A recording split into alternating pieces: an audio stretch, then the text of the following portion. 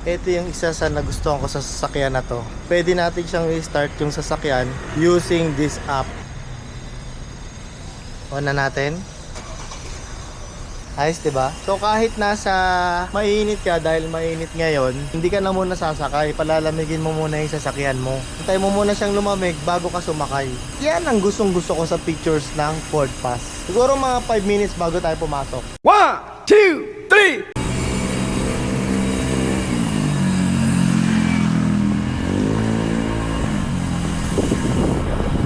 Mukhang malamig na guys, kaya pwede na tayong pumasok.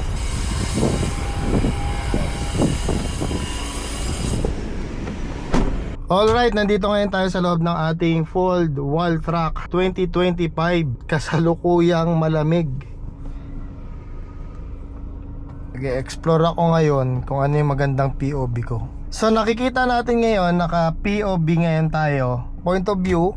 So kung ano yung nakikita mo as a person, yan, makikita mo siya. Yan, katulad niyan. May hahawakan ko yung manabela, yung gears. May gears ba to? Gears ba tawag dito? And then yung infotainment, everything na nandito sa kotse, makikita natin using this Instago 3. Ito pala yung ideal position and ideal na settings pagka nagpi-POV tayo. Kasi mahirap pagka masyadong mataas, masyado namang mababa, medyo pangit yung view ng mga viewers natin. So ayan, ganyan siya. O sige, mag-test tayo.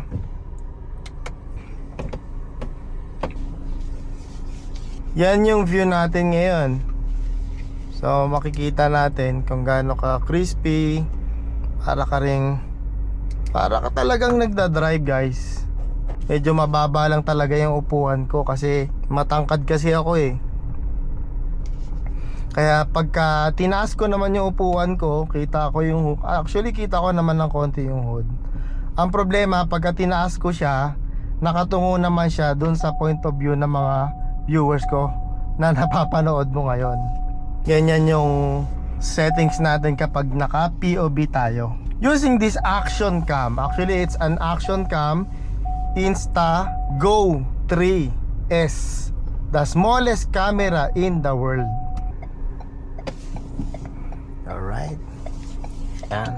Sakto yung parking natin, nakachamba tayo. Dito mo siya i-mount sa yung cap. Kaya meron kang ibang gears na pwede mong ilagay yung Insta mo. Kaya nakakapag POV tayo.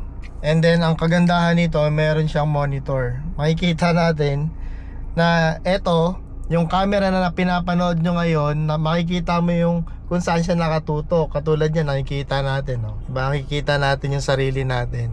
Kung iikot ko siya, ayan, ayan. Nakikita mo siya dito mismo sa monitor mong maliit. For me, it is the best camera sa market ngayon. Ewan ko lang kung magkakaroon sila na mas maganda rito. Pero yun nga, very satisfied na ako ngayon dito sa settings ko ngayon pagka magpi-POV tayo. Kaya abangan nyo yung mga susunod nating POV drive. Don't forget to subscribe to this channel and click the notification bell para updated kayo sa mga susunod nating adventure.